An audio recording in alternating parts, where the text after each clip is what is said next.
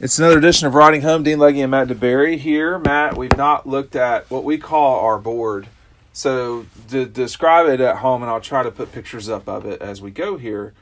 The board is a position, class, numbers breakdown of where Georgia is with everything right now. And I may be wrong slightly, but today is Wednesday the 9th, and Georgia, by my math, is sitting at 83 scholarships with everyone in the boat that we know right now. We've got, and to review, you've got 4 juniors who left early: Isaac Nada, Miko Hardman, Elijah Holyfield, and Riley Ridley. You've got 2 kids who have transferred: Justin Fields to Ohio State, Luke Ford to Illinois.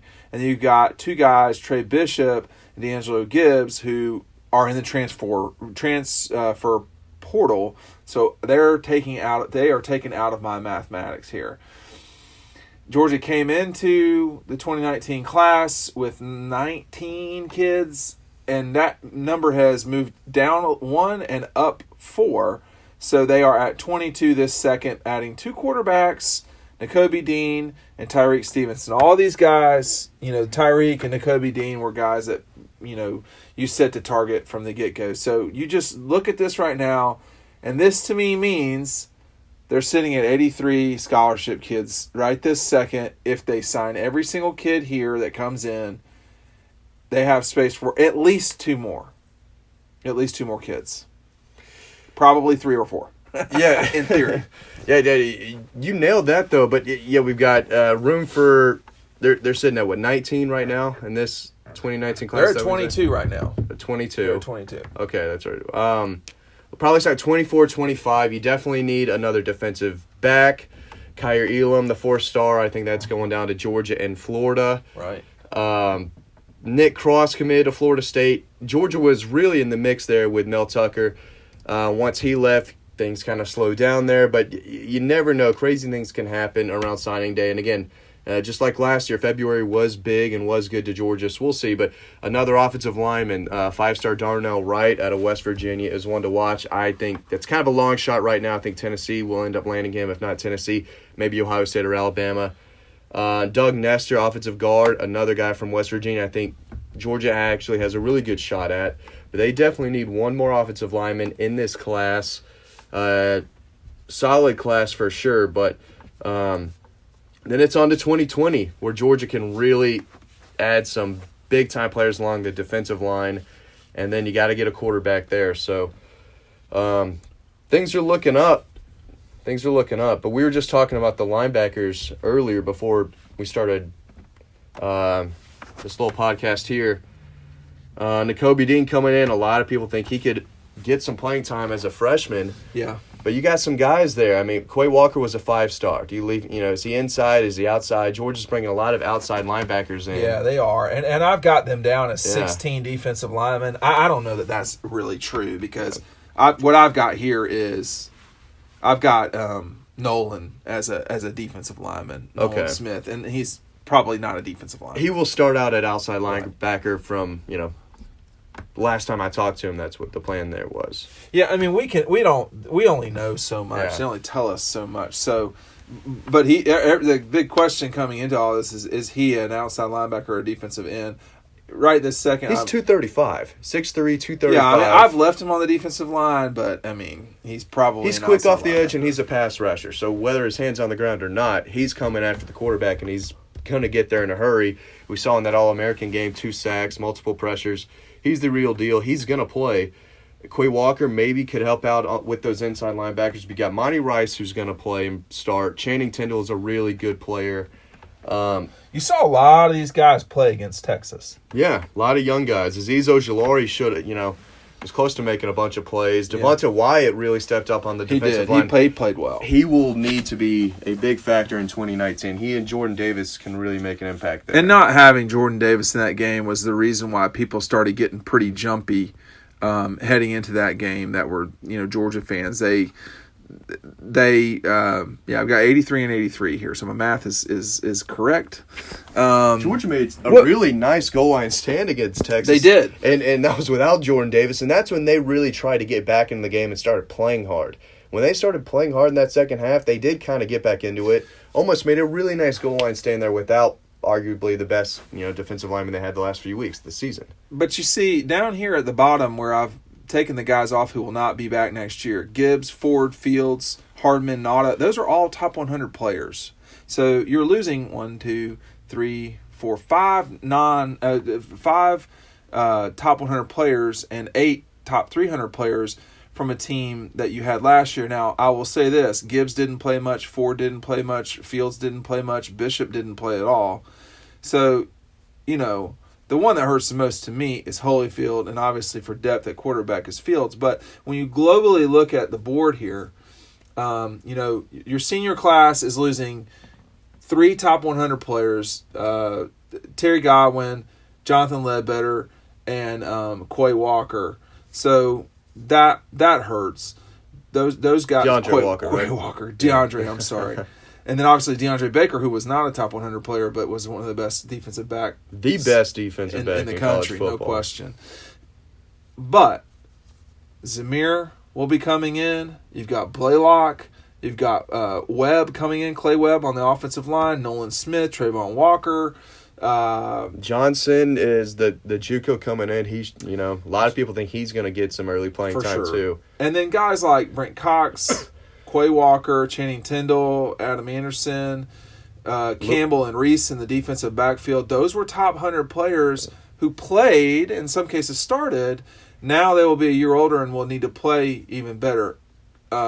Sailor, Mays, Hill, those guys all looked the part. I mean, Sam Pittman did the job. He's done his job for sure. He's gotten an A+. Where is the weakness here? The weakness to me looks a little bit like quarterback depth. I think the safety spot too. J.R. Reed coming back. J.R. Reed, J.R. Reed is coming back. Richard we say safety, but Richard and J.R. are returning starters from there. Yeah, very similar players too. And I was talking with people after the Texas game. They said they felt like the defensive backs held their own against some pretty good Texas receivers. Yeah, apparently. It was fine. Yeah. Texas does have good receivers, and they made some plays, and so did Devon Wilson too. He's going to be relied upon a lot next year. He got a lot of playing time. Is Tyreek Stevenson going to play? I like the film. Really like the film.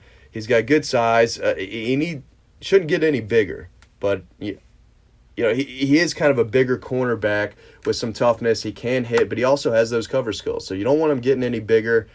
He does have some quickness, and he can make some plays back there. And he went against a really good region down there in South Florida, so he played against some really good players and really stood out. So we'll see. When you look at their defensive front, the middle is the middle of the depth chart, or the middle of the eligibility chart is missing pieces. But they're old. They have plenty of seniors coming back. It looks like they've got 1, 2, 3, 4, 5, 6 seniors coming back. I'm assuming Young will come back. That will be an older group. And then you've got this slew of young guys. Jordan Davis is a starter as a freshman. So you got him and Wyatt, who are both very young. Malik Herring is still relatively young. But all these younger guys that they're going to have to develop, I don't know how much they got to develop Trayvon Walker, but Logue, Mitchell, Walthour, Bill Norton is going to have to come. So they've got guys now. They balanced it out. That's good. The other thing, too, if you look at this defense, the front will be very different than what you saw against Texas. First of all, this guy will be playing Jordan Davis. Devonta Wyatt could sneak in there. Tyler Clark will bring some leadership. David Marshall will actually be able to start and play. David Marshall's really good when he's in there. So the defense that you saw against Clemson, against Texas, is not necessarily the one that you'll see. The front won't necessarily be what you see. The other thing is, too, it did seem like Tyler Clark was not as difficult this year at the end of the season as it looked like he would be, a beast and just leave and go to the NFL. That didn't happen. Tight end is problematic with only 3 guys on scholarship. I don't know that you can really move anyone there. Receiver, you had the ability perhaps to get Jaden Hazelwood. That didn't happen. So now you only have 2 top 100 receivers there. If there's a weak spot on the offense, I think It's right the now receivers. it's receiver. Yeah. But that's not what you are. Right.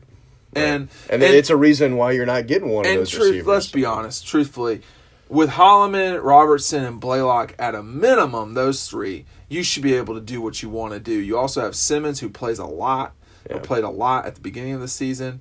And then the Tongue kid from Louisiana makes Gives a you lot some of size plays. and toughness, man. So, He's I a mean, good I'm one. just, the only reason we're talking about this is because I was moving the board around.